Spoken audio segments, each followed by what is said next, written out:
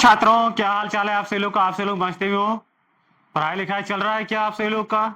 आज हम सभी लोग पढ़ने के लिए जा रहे हैं relation between current electricity and drift velocity. इससे पहले हम सभी लोग ड्रिफ्ट वेलोसिटी अपवाह वेग पढ़ चुके थे। अपवाह वेग का हम सभी लोग फार्मूला जान चुके थे। अपवाह वेग VD बराबर होता क्या था बाबू? VD बराबर होता था क्या? E V tau average by ml। ये हम सभी लोग पढ़ चुके थे, जो इसके प्रीवियस लेक्चर में मैंने आपको पढ़ाया हूं। ड्रिफ्ट वेलोसिटी अपवाह वेग इक्वल टू कितना? EV tau average by ml। आज हम सभी लोग ये पढ़ने के लिए जा रहे हैं कि VD और I के बीच में क्या संबंध है, क्या रिलेशन है। तो हम सभी लोग एक कंडक्टर लिए हैं, जो कंडक्टर, ये कंडक्टर है क्या है? ये एक अपना एक कंडक्टर है, सुचालक है, जिसका area of cross section A है, जिसका जो क्षेत्रफल कितना है, ए है। हमसे लोग जानते हैं कि कंडक्टर में क्या रहता है? नंबर ऑफ फ्री इलेक्ट्रॉन रहता है। नंबर ऑफ क्या होता है? फ्री इलेक्ट्रॉन होता है। इसमें बहुत सारे फ्री इलेक्ट्रॉन होता है, जिसके कारण से ही कोई कंडक्टर जो है कंडक्टिविटी को दिखलाता है, या नहीं। अब जो है सो इसको जो है ये कंडक्टर है, कंडक्टर के 1 मीटर क्यूब 1 मीटर क्यूब में 1 मीटर क्यूब वॉल्यूम में 10⁻29 इलेक्ट्रॉन रहता है, जो फ्री रहता है। क्या रहता है? ये कितने फ्री इलेक्ट्रॉन रहते हैं? तो 10⁻29 इलेक्ट्रॉन फ्री होते हैं। ठीक, तो मैंने ये माना कि एक कंडक्टर है जिसमें क्या है कि स्वतंत्र रूप से इलेक्ट्रॉन है। तो हम ये कह रहे हैं कि ये जो शेडेड रीजन है, शेडेड रीजन में समय t इक्वल टू dt में यहां से यहां तक जो इलेक्ट्रॉन को जो पास होने में जो जितना समय लगा है, उसे हम क्या मान लेते हैं? dt एक छोटा सा समय मान लेते हैं। dt समय में जो इलेक्ट्रॉन जो दूरी तय किया है, कितना दूरी तय किया है? L दूरी तय किया है। इसमें जो नंबर ऑफ इलेक्ट्रॉन है, ये जो शेडेड रीजन में जो नंबर ऑफ इलेक्ट्रॉन है, नंबर ऑफ इलेक्ट्रॉन जो है, इलेक्ट्रॉन हम n मान लेते हैं। कितना इलेक्ट्रॉन मान लेते हैं? n मान लेते हैं। और शेडेड रीजन से पासेस नंबर ऑफ इलेक्ट्रॉन की संख्या लिख दीजिए। The number of electron passes from the small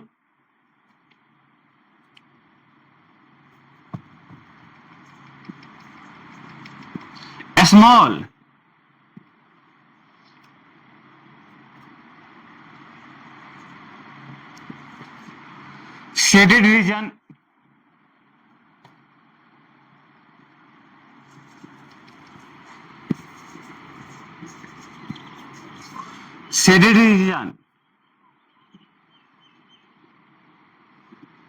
reason is, लिख लीजिए। मान लीजिए इसमें n इलेक्ट्रॉन है और इस एरिया, इस क्रॉस सेक्शन से कितना इलेक्ट्रॉन पास किया होगा? तो इसका जो क्षेत्रफल A और इसका जो लेंथ कितना है भाई साहब? इसका लेंथ जो है कितना है? L, और L की जगह पर हम क्या लिख दें? VD इंटू क्या? DT इंटू क्या? Number of electron E। जो इलेक्ट्रॉन जो है क्या है? E है। ये हम सभी लोग के क्या हो गया कि शेडेड रीजन में जो कितना आवेश है, अब लिख दीजिए। Number of charge present in small strip कहने का मतलब क्या कि ये जो छोटा सा रीजन है, छोटा सा रीजन में कितना इलेक्ट्रॉन प्रेजेंट है, कितना आवेश प्रेजेंट है। तो यहाँ पे छोटा सा आवेश हम सभी लोग क्या मान लेते हैं? dq, और dq बराबर कितना हो जाएगा?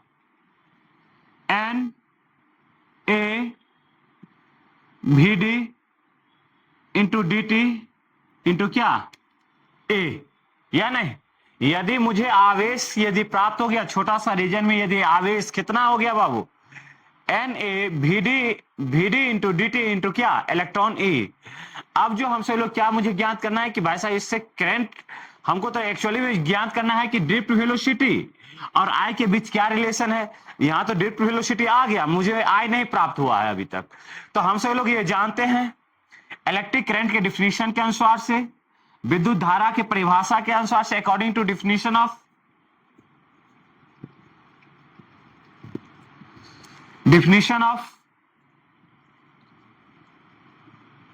इलेक्ट्रिक करंट, इलेक्ट्रिक करंट के डिफिनीशन के अनुसार से हमसे लोग क्या जानते हैं, आई इक्वल टू क्या, D Q upon D T. D Q का वैल्यू हमसे लोग को यहां पे प्राप्त है, तो आई इक्वल टू क्या लिख दें, N A we D, D छोटा लिखिए, वी डी इंटू क्या, ई इंटू क्या, डी टी अपॉन क्या, डी टी। नहीं हो गया, क्योंकि डीक्यू का तो वैल्यू हमसे लोग कितना प्राप्त है, तो डीक्यू का मैंने वैल्यू डाल दिया। अब जो देखिए, अब जो मुझे आई जो प्राप्त हो गया, आई यहां लिख लेता हूं, आई इक्वल टू हमसे लोग क्या प्राप्त हो गया मुझे, आई इक्वल टू कितना, n A we D into e, और d t by d t कितना हो गया बाबू, 1। तो 1 से तो मुझे कोई 1 हो गया, तो इसे हम क्या लिखे, आई बराबर क्या, एक चीज लिख सकते हैं क्या, V D E N A. सीधा बाबू याद रखिए कि यदि आपको यदि कोई पूछ ले कि विद्युत धारा आई और ड्रिफ्ट वेलोसिटी अपवाह वेग वीडी के बीच में क्या संबंध है, तो आई बराबर सीधा बता दीजिएगा बिना क्या, आई इक्वल टू क्या, बिना V D E N A, क्या आई इक्वल टू बिना। हमसे लोग को याद रखना क्या रखना है बाबू, आई इक्वल टू बिना। यहां तक तो हमसे लोग आ गए, रिलेशन मुझे एस्टेब्लिश हो गया किसके बीच में, विद्युत धारा आई, विद्युत धारा आई और अपवाह वेग के साथ रिलेशन तो स्थापित हो गया। अब देखिए, आप समझिए, यहां से आप समझिएगा कि आई बराबर, आप इलेक्ट्रिकल रेजिस्टेंस के बारे में हम पढ़ लेते हैं, क्या इलेक्ट्रिकल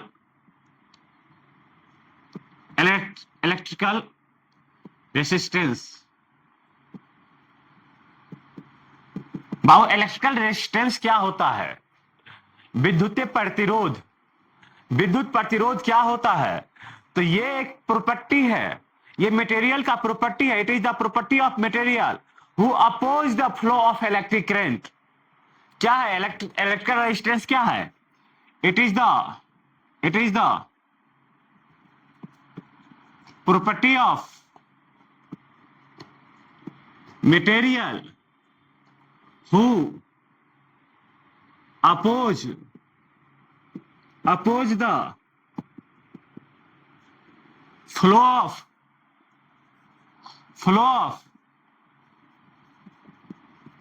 इलेक्ट्रिक करंट। ये क्या है, पदार्थ का यह एक गुण है जो विद्युत धारा के प्रवाह को क्या करता है, विरोध करता है। ठीक, लिख लीजिए इसका ऐसा है मात, इसे डिनोट किससे करते हैं, तो लिख लीजिए द इलेक्ट्रिकल रेजिस्टेंस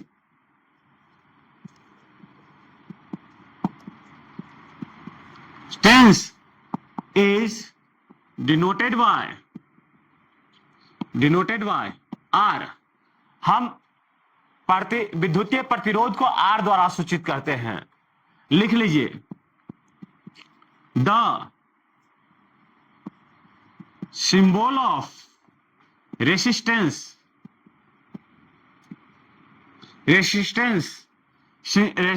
का जो सिंबल है बाबू किस तरीका से रहता है, इस तरीका से, ये क्या है, प्रतिरोध का क्या है, सिंबल है।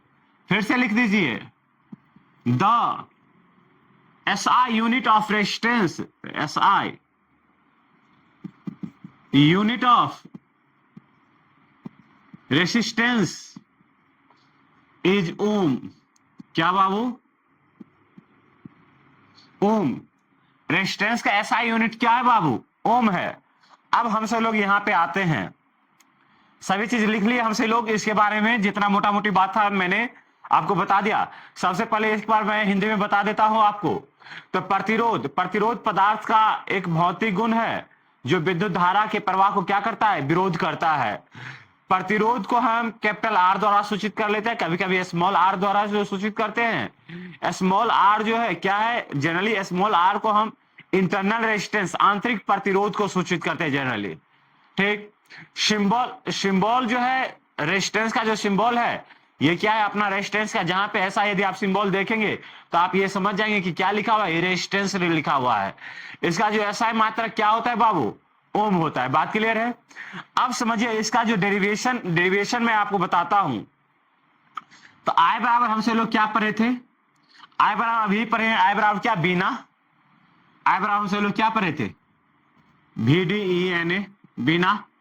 आई बराबर बाबू सीधा बात याद रखिएगा कि आपको जैसे ही ये बोर्ड एग्जाम के पॉइंट ऑफ व्यू से ये मोस्ट इंपोर्टेंट क्वेश्चन है। इसी कारण से आप ये बात याद रखिएगा कि आई बराबर क्या होता है? बिना होता है।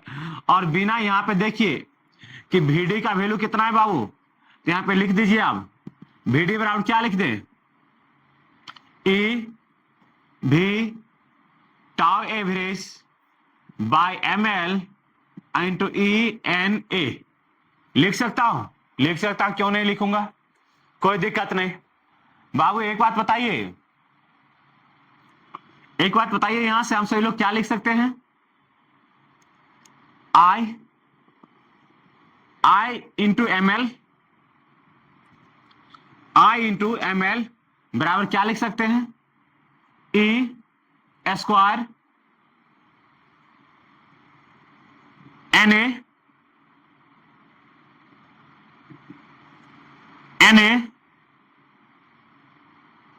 इंटू टाउ एवरेज इंटू क्या? भी। लिख सकता हूं या नहीं लिख सकता हूं? लिख सकता हूं। फिर से हमसे लोग क्या लिख सकते हैं?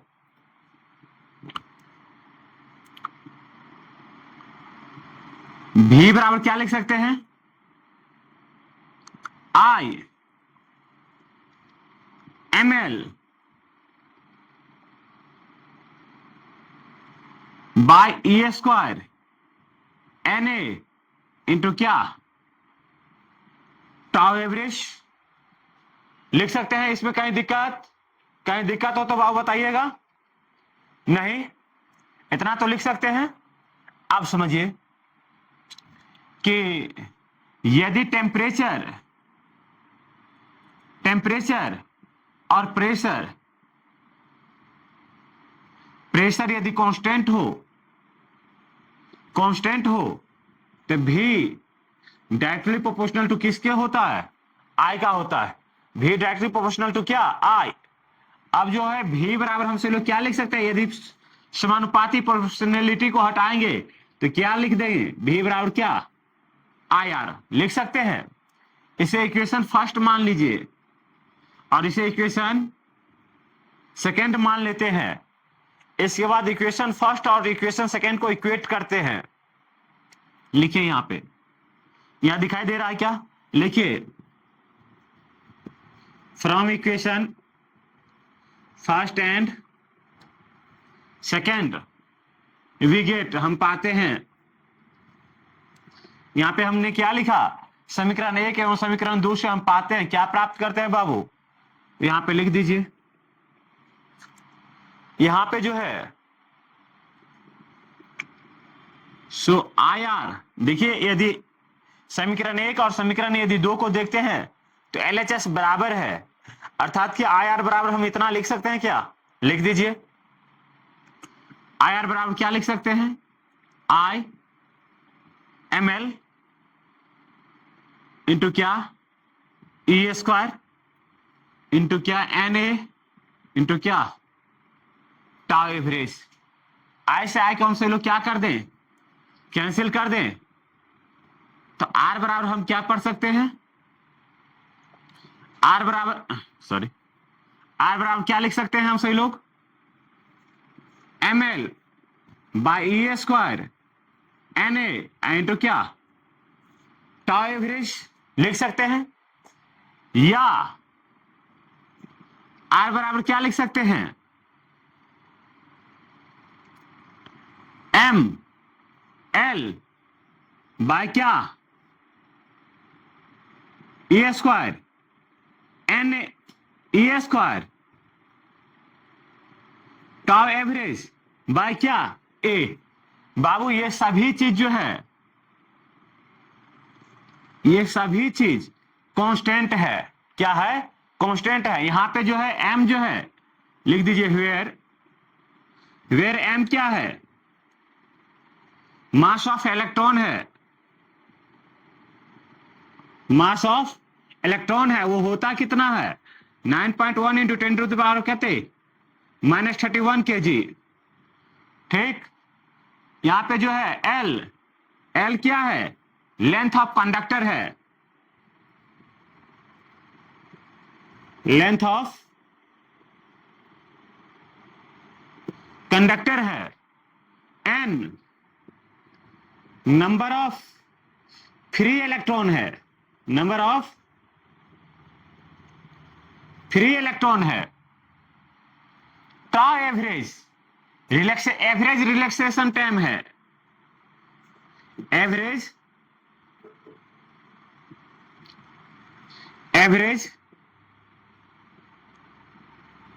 रिलैक्सेशन टाइम है।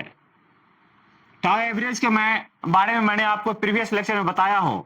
और ए एरिया ऑफ क्रॉस सेक्शन है,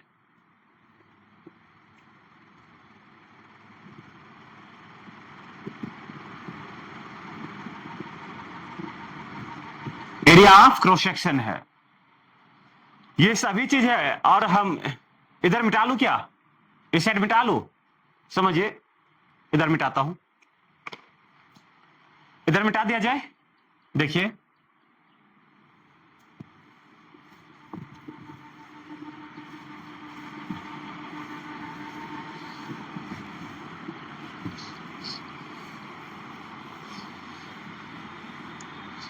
हम इतने को m r बराबर एक बार लिख ही लेता हूं, m l बाय क्या, e square n tau average by A को हम जो मैंने आपको घेर करके बताया हूं, ये सभी किसके बराबर होता है, ये सभी क्या है, ये सभी कांस्टेंट है। क्या है, ये कांस्टेंट है।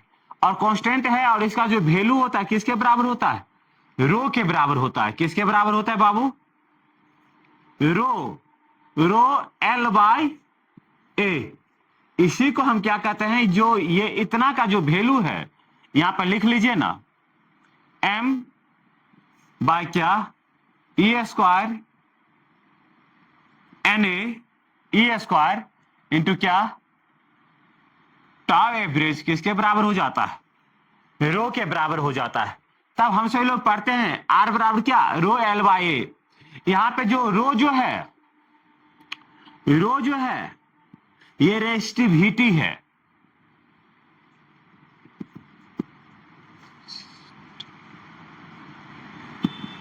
ये रेसिस्टिविटी है, जिसे प्रतिरोधकता कहते हैं। क्या कहते हैं, प्रतिरोधकता रेसिस्टिविटी जो है, ये एक प्रॉपर्टी में ऑफ मटेरियल है, ये पदार्थ का गुण है जो क्या करता है, प्रतिरोध करता है। देखिए प्रतिरोध, रेजिस्टेंस और रेसिस्टिविटी दोनों अलग अलग चीज है, दोनों अलग अलग चीज है। देखिए रेजिस्टेंस क्या है, विद्युत धारा के प्रवाह को विरोध करता है, और रेजिस्टिविटी प्रतिरोधकता जो है, ये पदार्थ का गुण है जो विद्युत धारा को प्रवाह को क्या करता है, विरोध करता है। ये पदार्थ रेजिस्टिविटी क्या है, पदार्थ का एक गुण है। बात समझ में आ रहा है ना। अब देखिए इसका जो SI मात्रा कितना होगा, तो आपको तो मैंने बताया कि रेजिस्टिविटी का SI मात्रा कितना हो जाएगा, तो कितना इसका रेजिस्टेंस का SI मात्रा ओम, इसका तो हम जानते ही नहीं है।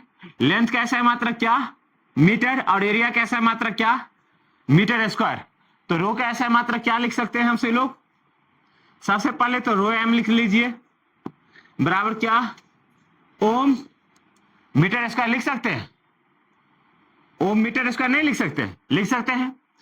अब जो है सो यहां से मीटर से 1 मीटर कैंसिल हो गया, तो रेस्टिविटी रो बराबर क्या लिख दे, ओम metre.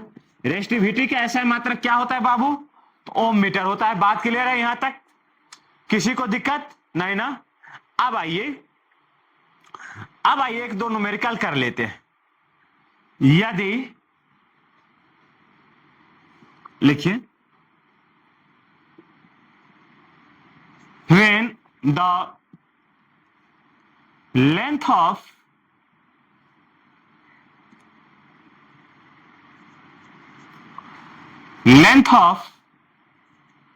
conductor is increases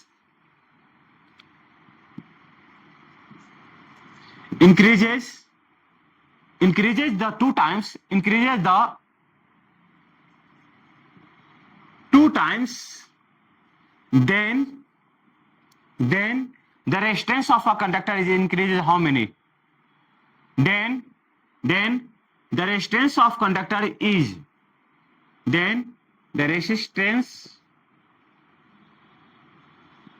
of conductor is क्या होगा? कह रहा है क्या कि किसी भी सुचालक का जो लंबाई है उसको दो गुना कर दिया गया है। कितने गुना बढ़ा दिया गया है? दो गुना कर दिया गया है। जैसे ये है, ये अपना सुचालक है, इसके लंबाई को क्या कर रहा है, यदि सबसे पहले इसका एरिया ए था, इसका लेंथ जो था, इसका लेंथ एल था, तब इसका जो प्रतिरोध था कितना था बाबू, आर बराबर क्या था, रो एल बाय ए था। ये जब ये कह रहा है जब इसका एरिया ए हो, इसका जब लेंथ एल हो, तब इसका प्रतिरोध कितना था, रो एल बाय ए था। अब जो है इसे बढ़ा करके दो गुना कर दिया गया है। कितना कर दिया गया है बाबू, दो गुना। इधर मिटा दूं क्या, नोट डाउन कर लिए है ना आप सभी लोग, नोट डाउन कर लीजिएगा। इसे मिटा देता हूं। देखिए एक दो न्यूमेरिकल कर लेंगे ना तो फिर बात क्लियर हो जाएगा। समझिए, ये क्वेश्चन में ये कहा गया था कि एक सुचालक के लंबाई को कितना कर दिया जाए, दो गुना कर दिया जाए, तो उसका जो नया प्रतिरोध होगा, उसका नया प्रतिरोध में क्या प्रभाव पड़ेगा। तो यहां पे मैंने मान लिया कि एक सुचालक है जिसका लेंथ कितना है, एल है, जिसका एरिया ए है, तो उसका प्रतिरोध तब कितना था, रो एल बाय ए था। अब इसका जो है लेंथ को कितना कर दिया गया है, दो गुना कर दिया गया है बाबू। कितना, 12 कर दिया गया। जैसे इसको लेंथ को यदि दो गुना कर दिया गया तो फाइनली है कि उसका जो ये एरिया ऑफ क्रॉस सेक्शन होगा क्या होगा, उसमें तो परिवर्तन होगा। लेकिन आपसे लोग ये ख्याल रखिएगा कि यदि कोई सुचालक के लंबाई को दो गुना कर दिया जाए, चाहे 10 गुना कर दिया जाए, उसके आयतन में कोई परिवर्तन नहीं होता है। उसके लंबाई में और क्षेत्रफल में परिवर्तन होता है, लेकिन उसके आयतन में कोई परिवर्तन नहीं होता। आयतन जो कांस्टेंट होता है, आयतन तो वही रहेगा ना। मान लीजिए कि ये मार्कर है, अब इस मार्कर को मैंने पीट करके थोड़ा मानिएगा कि इस मार्कर को यदि वो करके मैंने इसको क्या, इसका लंबाई को दुगुना, यदि अभी एल है तो यह क्या कर दिया, मैंने 12 कर दिया, मान लिया जाए ये 12 कर दिया, तो इसका जो मोटाई जो होगा, मोटाई में परिवर्तन होगा ना जी। मतलब यहां से यहां तक जाएगा तो इसका मोटाई में क्या होगा, परिवर्तन होगा। तो इसका परिवर्तन कितना हो गया, तो इसका जो मोटाई में परिवर्तन हो गया, तो मान लिया उसे हम एरिया की क्या मान लिए, ए डैश मान लिए। क्या मान लिए, ए डैश मान लिए।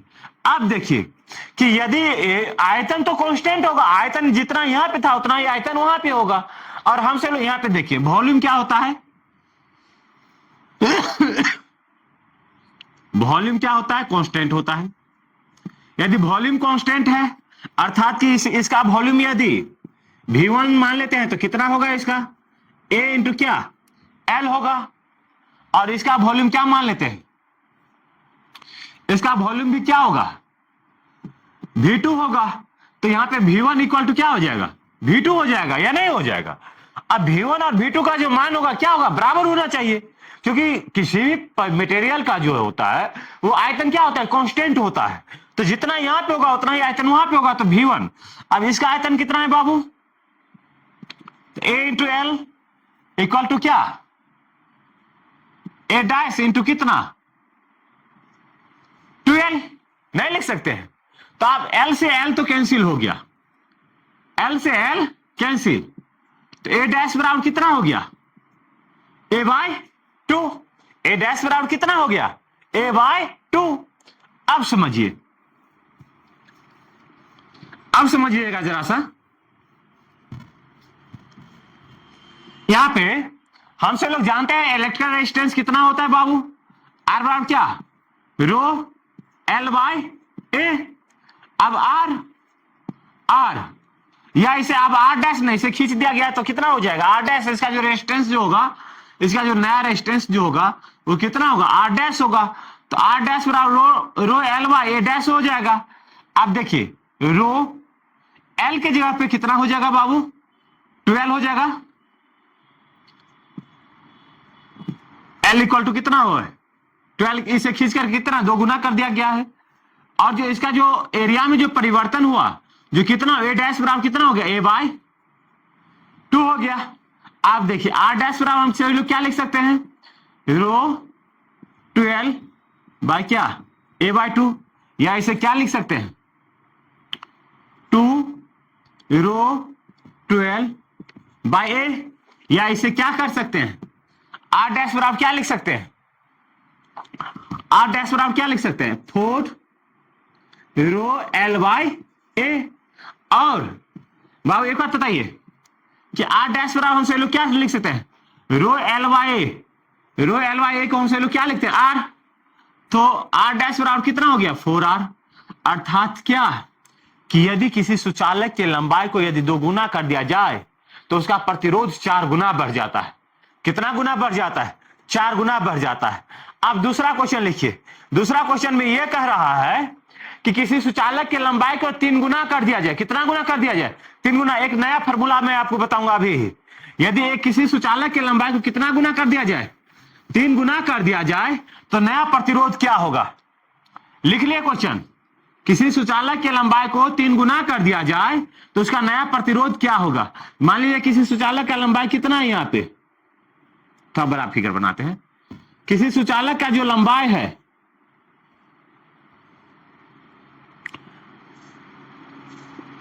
किसी सुचालक का लंबाई यहां पे L है, इसका जो एरिया कितना है? A है।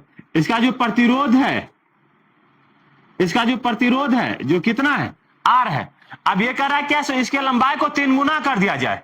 अब इसके लंबाई को 3 गुना कर दिया जाए अर्थात कि इतना बड़ा हो गया। और इसका जो मोटाई क्या हो जाएगा? कम हो जाएगा। इसका क्षेत्रफल में परिवर्तन होता है मगर आयतन में कोई परिवर्तन नहीं होता है। किसी सुचालक की लंबाई को आप बढ़ाएंगे तो उसका क्षेत्रफल में क्या होगा? परिवर्तन होगा। उसका क्षेत्रफल मान लिया परिवर्तन होगा तो कितना हो गया? ए डैश हो गया। इसका जो लेंथ कितना हो गया बाबू? 3L हो गया। इसका जो प्रतिरोध कितना हो जाएगा? आर डैश हो जाएगा। कितना हो जाएगा? आर डैश हो जाएगा। तो सबसे पहले तो इसके लिए जब L लेंथ था तो इसका प्रतिरोध कितना रहा होगा? इसका प्रतिरोध रहा होगा R। और ओरिजिनल कितना है? हम सभी लोग को तो R ही है प्रतिरोध ना। और R बराबर होगा कितना? तो रो एल बाय ए। इतना ही होगा। इसका प्रतिरोध कितना होगा? रो एल बाय ए। मगर इसका प्रतिरोध कितना होगा? तो सबसे पहले अब हमको क्या करना पड़ेगा? दोनों के आयतन को बराबर करना होगा। इसका आयतन और इसके आयतन को क्या करना पड़ेगा? बराबर।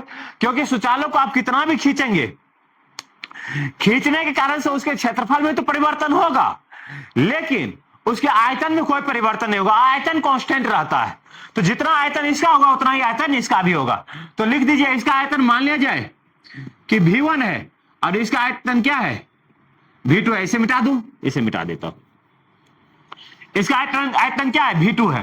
तो हम से लोग क्या लिख सकते हैं? आयतन कांस्टेंट होता है the volume of conductor, the लिख दीजिएगा द वॉल्यूम ऑफ कंडक्टर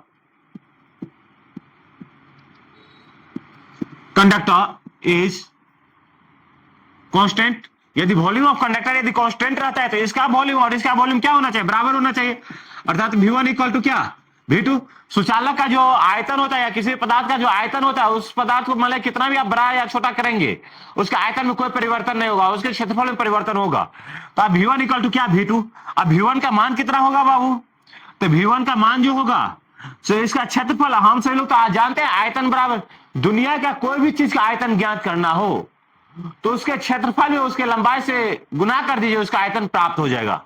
तो इसका क्षेत्रफल क्या, इसका क्षेत्रफल कितना A और इसका लंबाई कितना L इक्वल टू क्या, इसका क्षेत्रफल क्या A डैश और इसका लंबाई कितना 3L। तो बाबू A डैश, यहां L से L तो कैंसिल हो गया, A डैश बराबर कितना लिख दे A/3 हो गया। A डैश का मान मैंने निकाल लिया। अब समझिए अब क्या निकालना है बाबू, तो R डैश नया प्रतिरोध, R डैश बराबर क्या कि रो, अब जो इसको नया जो लेंथ था, लेंथ कितना था 3L बाय क्या A dash rho 3L। A dash की जगह पे कितना हम सभी लोग लिखते हैं A/3। इसे क्या लिख सकते हैं बाबू, 3 ऊपर जाएगा चला जाएगा 3 रो 3L बाय A। इसे क्या लिख सकता हूं हमसे लोग 9 रो L बाय A। ये अपना क्या हो गया R डैश हो गया।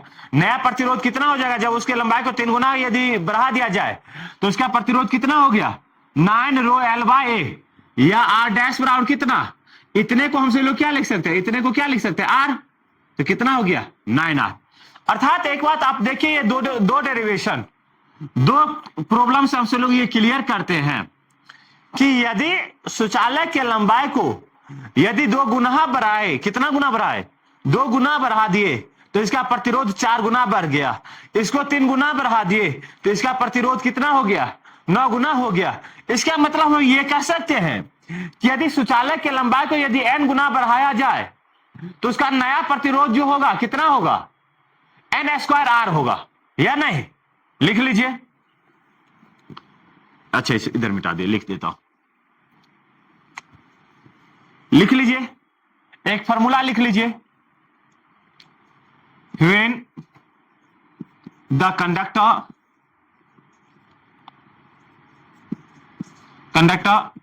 compress or stress, then the compress and stress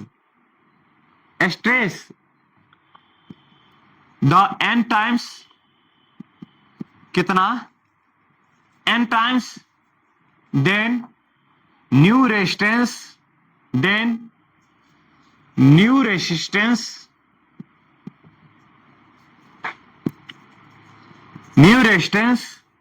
R dash equal to n² into क्या R। हिंदी में लिख लीजिएगा कि किसी सुचालक को n गुना खींचा जाए चाहे n गुना दबाया जाए तो उसका जो नया प्रतिरोध होगा वो n² इंटू क्या R होगा।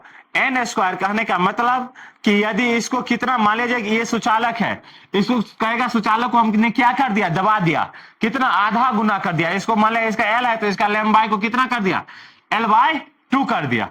इसके लंबाई को यदि L/2 कर दिया तो नया प्रतिरोध जो होगा कितना होगा, तो हम क्या लिख देंगे L/2 अर्थात कौन सी 1/2 कर दिया गया है, तो n की जगह पे कितना गुना कर दिए 1/2 लिख देंगे, इंटू क्या लिख देंगे R, अर्थात कितना 1/4 इंटू क्या R। अर्थात क्या नया प्रतिरोध जो होगा, यदि कोई सुचालक को यदि उसके लंबाई को आधा कर दिया जाए, उसके लंबाई को आधा कर दिया जाए तो उसका प्रतिरोध 4 गुना घट जाएगा। कितना गुना घट जाएगा बाबू 4 गुना घट जाएगा। इसको यदि कितना कर दिया जाए 1/3 कर दिया जाए तो इसका प्रतिरोध कितना 1/9 गुना घट जाएगा। कितना गुना घट जाएगा 1/9 गुना हो जाएगा। इसका नया प्रतिरोध कितना हो जाएगा 1/9 गुना हो जाएगा। तो आज के लेक्चर को यहीं पे कंप्लीट करते हैं, नेक्स्ट लेक्चर में आपसे लोग लेकर के आते हैं। धन्यवाद।